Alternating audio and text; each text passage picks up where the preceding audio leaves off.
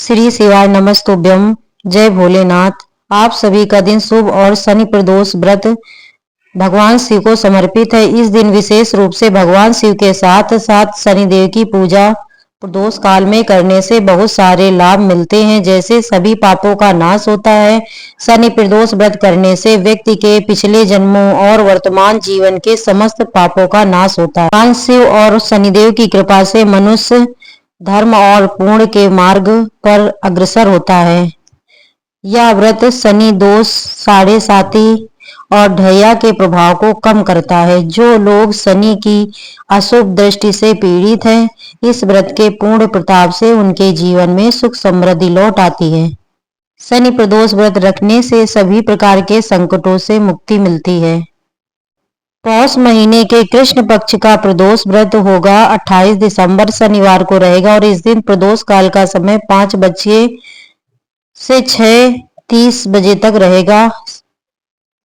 शाम की पूजा आप इसी समय करके सच्चे मन से व्रत की कथा सुने, आपको आपके हर कष्ट से मुक्ति अवश्य मिलेगी। शनि प्रदोष व्रत की कथा के अनुसार एक बार की बात है, एक नगर में एक सेठ जी रहते थे। सेठ जी के घर में हर प्रकार की सुख सुविधाएं थी। उनके पास अपार धन संपत्ति थी, लेकिन उन्हें एक ही दुख था कि उनकी कोई संतान नहीं थी। इसी कारण सेठ और सेठानी दुखी रहते थे। उन्होंने संतान प्राप्ति के लिए कई उपाय किए, व्रत उपवास रखे, लेकिन सफलता नहीं मिली। तब दुखी होकर कुछ समय बीतने पर सेठ जी ने अपना काम नौकरों को सौंप दिया और खुद सेठानी के साथ तीर्थ यात्रा के लिए चल पड़े। अपने नगर से बाहर निकलने पर उन्हें एक साधु महाराज मिले, जो कि ध्यान मग्न बैठे हुए थे। सेठ और सेठानी साधु के पास गए और हाथ जोड़कर उनके ध्यान से उठने का इंतजार करने लगे। काफी देर के बाद जब साधु महाराज ने आंखें खोली, तब उन्हें पता चला कि उनके समक्ष कोई बहुत देर से आशीर्वाद लेने की प्रतीक्षा में बैठा हुआ है।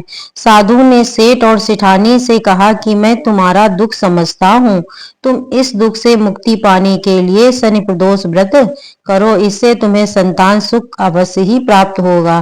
फिर साधु ने सेठ सेठानी को प्रदोष व्रत की विधि बताने के साथ भगवान शिव की वंदना करने के लिए कहा। भगवान शिव की वंदना इस प्रकार: विश्वेश्वर प्रभु शिव आपको नमस्कार है। साधु के इस प्रकार वंदना करने का विधान जानकर सेठ और सेठानी ने साधु महाराज को धन्यवाद किया और उनसे आशीर्वाद लेकर तीर्थ यात्रा के लिए चल पड़े। तीर्थ यात्रा से लौटने के बाद दोनों ने मिलकर शनि प्रदोष व्रत किया, जिसके प्रभाव से जल्दी ही उनके घर में एक सुंदर पुत्र का जन्म हुआ। इस प्रकार शनि प्रदोष व्रत रखने से सेठ सेठानी का घर खुशियों से भर गया। शनि प्रदोष के दिन जो भी भक्त जिस भी कामना को लेकर प्रदोष व्रत रखते हैं, उनकी वह कामना भगवान शिव और शनिदेव की कृपा से अवश्य ही पूरी होती है। अब सुनिए शनिदेव की कथा। पौराणिक कथा के अनुसार एक बार स्वर्ग लोक में सबसे बड़ा कौन है, इस प्रश्न पर सभी 9 ग्रहों के बाद विवाद हो रहे थे। ग्रह एक दूसरे से कहने लगे कि मैं सबसे बड़ा, और इस प्रकार विवाद इतना बढ़ गया कि परस्पर भयंकर युद्ध की स्थिति जैसी बन गई। कोई हल नहीं निकल रहा था। देखकर सभी 9 ग्रहों के देवता इंद्र के पास जा पहुंचे और कहने लगे, देवराज, अब तो आपको ही निर्णय करना होगा कि हम में सबसे बड़ा कौन है। देवताओं का प्रश्न सुनकर देवराज इंद्र भी उलझन में पड़ गए।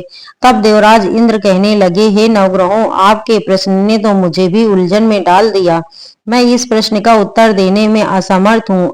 हम सभी पृथ्वी लोक में उज्जैनी नगरी में राजा विक्रमादित्य के पास चलते हैं। इस प्रकार देवराज सहित सभी 9 ग्रहों के देवता उज्जैनी नगरी में जा पहुंचे। महल में पहुंचकर जब देवताओं ने उनसे अपना प्रश्न पूछा, तब राजा विक्रमादित्य भी कुछ देर के लिए परेशान हो उठे, क्योंकि सभी देवतागण अपनी अपनी शक्तियों के कारण महान थे। सभी 9 ग्रहों में से किसी भी एक को छोटा या बड़ा कह देने से उनके क्रोध का शिकार होना पड़ सकता था। अचानक राजा विक्रमादित्य को एक उपाय सूझा। क्योंकि राजा विक्रमादित्य को न्याय के लिए जाना जाता था, इसलिए उन्होंने न्याय करने के लिए विभिन्न धातुओं अर्थात स्वर्ण, रजत, कांसा, ताम, सीसा, रागा, जस्ता, अभ्रक और लोहे के 9 आसन बनवाए। धातुओं के गुणों के अनुसार सभी आसनों को एक दूसरे के पीछे रखवा कर उन्होंने सभी देवता गणों को अपने अपने सिंहासन पर बैठने के लिए कहा। देवताओं के बैठने के बाद राजा विक्रमादित्य ने कहा, आपका निर्णय तो स्वयं हो गया। जो सबसे पहले सिंहासन पर विराजमान है वही सबसे बड़ा है। राजा विक्रमादित्य के निर्णय को सुनकर शनि देवता ने सबसे पीछे आसन पर बैठने के कारण अपने आप को छोटा जानकर क्रोधित होकर कहा, हे राजा विक्रमादित्य, तुमने मुझे सबसे पीछे बैठाकर मेरा अपमान किया। तुम मेरी शक्तियों से परिचित नहीं हो, मैं तुम्हारा सर्वनाश कर दूंगा। तब शनिदेव ने कहा, सूर्य एक राशि पर 1 महीने, चंद्रमा 2.25 दिन, मंगल 1.5 महीने, बुध और शुक्र 1 महीने, बृहस्पति 133 महीने रहते हैं, लेकिन मैं किसी राशि पर 75 वर्ष अर्थात या जिसे कहते हैं तक रहता हूँ। बड़े बड़े देवताओं को मैंने अपने प्रकोप से पीड़ित किया है। यहाँ तक कि श्री राम को भी साढ़े साथी के साथ के कारण ही वन में जाकर रहना पड़ा था। रावण को साढ़े साथी के कारण ही युद्ध में मृत्यु का शिकार बनना पड़ा। हे राजा, अब तू भी मेरे प्रकोप से नहीं बच सकेगा। इसके बाद अन्य ग्रहों के देवता तो बड़ी प्रसन्नता के साथ वहां से चले गए, परंतु शनिदेव बड़े क्रोध के साथ वहां से विदा हुए। राजा विक्रमादित्य पहले की तरह ही न्याय करते रहे। उनके राज्य में सभी स्त्री पुरुष बड़े आनंद से अपना जीवन यापन कर रहे थे। इस प्रकार कुछ दिन ऐसे ही सुकून से बीत गए, लेकिन उधर शनि देवता अभी तक अपने अपमान को नहीं भूल पाए। राजा विक्रमादित्य से बदला लेने के लिए एक दिन शनिदेव ने घोड़े के व्यापारी का रूप धारण किया और बहुत से घोड़ों के साथ उज्जैनी नगरी में जा पहुंचे। राजा विक्रमादित्य ने अपने राज्य में किसी घोड़े के व्यापारी के साथ आने का समाचार सुना तो उन्होंने भी अपने अश्वपाल को कुछ घोड़े खरीदने के लिए भेज दिया, क्योंकि राजा को घोड़े पालने का भी शौक था। अब घोड़े तो बहुत कीमती थे। अश्वपाल ने जब वापस लौटकर इस बारे में राजा विक्रमादित्य को बताया तो राजा ने स्वयं आकर एक सुंदर और शक्तिशाली घोड़े को पसंद कर लिया। घोड़े की चाल देखने के लिए राजा उस घोड़े पर सवार हुए तो वह घोड़ा तो बिजली की गति से दौड़ पड़ा। तेजी से दौड़ता हुआ घोड़ा राजा को दूर एक जंगल में ले गया और फिर वहां राजा को गिराकर जंगल में कहीं गायब हो गया। अब राजा अपने नगर को लौटने के लिए जंगल में ही भटकने लगे, लेकिन उन्हें लौटने का कोई रास्ता ही नहीं मिला। भटकते भटकते जंगल में इस प्रकार राजा को जोर से भूख प्यास लगने लगी। काफी दूर तक भटकने के बाद आखिरकार राजा को एक चरवाहा मिला। राजा ने उससे पानी मांगा। पानी पीकर राजा ने उस चरवाहे को अपनी अंगूठी दे दी। फिर उससे रास्ता पूछकर वह जंगल से निकलकर पास के एक ही नगर में जा पहुंचा। अब राजा विक्रमादित्य ने एक सेठ की दुकान पर बैठकर कुछ देर तक तो आराम किया। उस सेठ से राजा ने बातचीत की, राजा के बारे में पूछा तो राजा ने बताया कि मैं उज्जैनी नगरी में से आया हूँ। राजा की कुछ देर दुकान पर बैठने से अब सेठ को तो बहुत बिक्री हुई। सेठ जी ने राजा को बड़ा भाग्यवान समझा कि इन्हीं के कारण आज मेरी दुकान में सबसे ज्यादा बिक्री हुई है।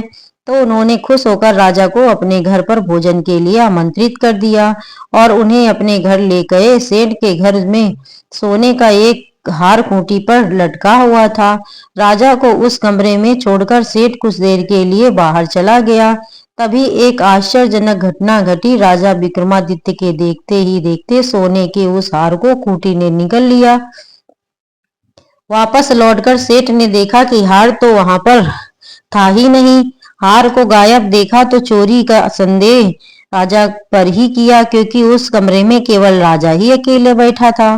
तब राजा सेठ ने अपने नौकरों से कहा कि इस परदेसी को रस्सियों से बांधकर नगर के राजा के पास ले चलो। इस तरह से राजा को रस्सियों से बांधकर नगर के राजा के पास ले जाया गया।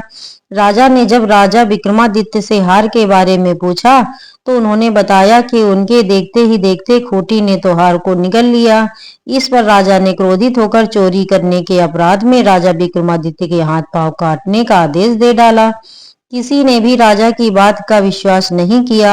इस तरह से राजा विक्रमादित्य के हाथ पांव कटकर उन्हें नगर की सड़क पर छोड़ दिया गया। कुछ दिनों के बाद एक तेली उन्हें उठाकर अपने घर ले गया और उन्हें अपने कोलू पर बैठा दिया।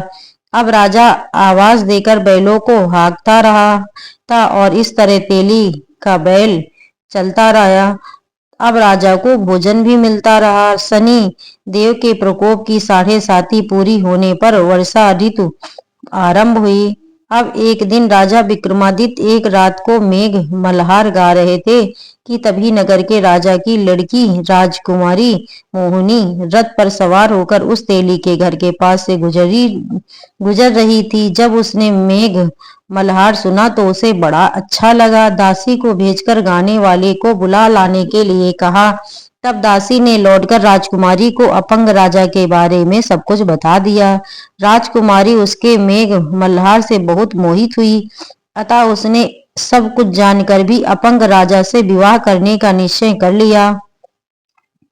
राजकुमारी ने अपने माता पिता से जब यह बात कही कि वह एक अपंग से विवाह करना चाहती है तो वे हैरान हो गए। रानी ने मोहित होकर के राजा की सारी पुत्री को समझाया, बेटी तेरे भाग्य में तो किसी राजा की रानी होना लिखा है, फिर तो उस अपंग से विवाह करके अपने पांव पर कुल्हाड़ी क्यों मार रही है। लेकिन राजकुमारी ने अपनी जिद नहीं छोड़ी। अपनी जिद पूरी कराने के लिए उसने भोजन करना छोड़ दिया और अपने प्राण त्यागने का निश्चय कर लिया। आखिरकार राजा और रानी को विवश होकर अपंग विक्रमादित्य से अपनी राजकुमारी का विवाह करना ही पड़ा। विवाह के बाद राजा विक्रमादित्य और राजकुमारी उसी तेली के घर में रहने लगे। उसी रात स्वप्न में शनिदेव ने राजा से कहा, हे राजा, तूने मेरा प्रकोप देख लिया, मैंने तुम्हें अपने अपमान का दंड दिया। इस प्रकार राजा ने शनिदेव से क्षमा याचना करने को कहा और प्रार्थना करते हुए कहने लगे, शनिदेव, आपने जितना दुख मुझे दिया किसी और को कभी मत देना। तब शनिदेव ने कुछ सोचकर कहा, हे राजा, मैं तुम्हारी प्रार्थना स्वीकार करता हूँ। जो कोई स्त्री पुरुष मेरी पूजा करेगा, शनिवार को व्रत करेगा, मेरी व्रत कथा सुनेगा, उस पर मेरा आशीर्वाद सदा बना रहेगा। इस प्रकार प्रातः काल जब राजा विक्रमादित्य की नींद खुली तो उसने अपने हाथ पांव सही सलामत देखे। यह देखकर राजा को बड़ी खुशी हुई। उसने मन ही मन शनि देव को प्रणाम किया। राजकुमारी भी राजा के हाथ पांव सही सलामत देखकर आश्चर्य में डूब गई। तब राजा विक्रमादित्य ने अपना असली परिचय देते हुए शनिदेव के प्रकोप की सारी कहानी रानी को कह सुनाई। सेठ को जब इस बात का पता चला तो वह दौड़ा दौड़ा तेली के घर पहुंच गया। राजा के चरणों में गिरकर क्षमा मांगने लगा। राजा ने उसे क्षमा कर, क्योंकि यह सब तो शनिदेव के प्रकोप के कारण हुआ था। सेठ राजा को अपने घर ले गया और उन्हें भोजन कराया। भोजन कराते समय वहां एक आश्चर्यजनक घटना घटी। सबके देखते देखते उस खोटी ने हार उगल दिया। यह देखकर सेठ बड़ा प्रसन्न हुआ और सेठ ने अपनी बेटी का विवाह भी राजा के साथ कर दिया। बहुत सारे स्वर्ण आभूषण और धन आदि देकर राजा को अपनी बेटी के साथ विदा कर दिया।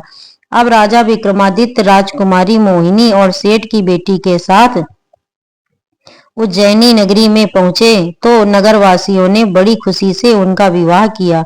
अगले दिन राजा विक्रमादित्य ने पूरे राज्य में घोषणा करा दी कि शनिदेव सभी देवों में सर्वश्रेष्ठ हैं, इसलिए हर स्त्री और पुरुष शनिवार को उनका व्रत करे और व्रत कथा अवश्य सुने। राजा विक्रमादित्य की घोषणा से शनिदेव बड़े प्रसन्न हुए। शनिवार का व्रत करने और व्रत कथा सुनने के कारण सभी लोगों की मनोकामनाएं शनिदेव की कृपा से पूरी होने लगी। सभी लोग बड़े आनंद पूर्वक रहने लगे। बोलिए शनि देवता की जय। नाति जानी अजानी बालक विश्वनाथ मेरे शरम करिए कृपा विनाशी संकट धर्म माई शरण हूँ आपकी इतनी अनुग्रह कीजिए। चंदी मौली कृपालु अब तुम दर्श को दीजिए। ले राम नाम शंके कीनो देना भोला पार तुम मनसा वाचा कर्मणों से पापेति हमने कियो आयो शरण शरणागति की दिन ही अब तक लियो। अब तो तुम्हारे हाथ है गिरजापति मेरी गति। हे पशुपति जय पशुपति जय पशुपति जय पशुपति। हे जयति योगेश्वर तुम्हें बल बुद्धि के वो प्रकाश तुम मंदिर बीच निवास करिए रासे। जा हमारी राखे नासियो आप ही के हाथ है। तुम सा न कोई दयालु भगवन कृपालु दीना नाते है। हे त्रापे मोचन जय तिलोचन पुरण पारावारि जय। हे लासी वासी सिद्धि काशी दया के आगार जय। शिव दया के दुए जन है शरण जन फेरिए करके कृपा की कोर रे दीन जन दिसे हेरिए। शुभ बेल के कुछ पत्र हैं कुछ पुष्प हैं दारे के फल हैं दतूरे के धरे कुछ संग अक्षति धारे के। सेवा हमारी तुच्छ है फल कामना मन में बड़ी। प्रयासी भोला नाथ से रहती हृदय में हर घट। हे विश्वनाथ महेश अपनी भक्ति कृपया दीजिए। निर्भय निडर निसंक अपनी शक्ति कृपया दीजिए। सत्य धारी हृदय में भावना ऐसी भरे। बम बम मरे बम बम मरे बम बम मरे बम बम मरे। दे जटा में गंगधारा तापे लोकों के हरे। हसी बाल तब यस चंद्रिका सबके हृदय शीतल करे। देवर देवर दायिनी धन दान से धरती भरे। जय शिव हरे जय शिव हरे जय शिव हरे काशी।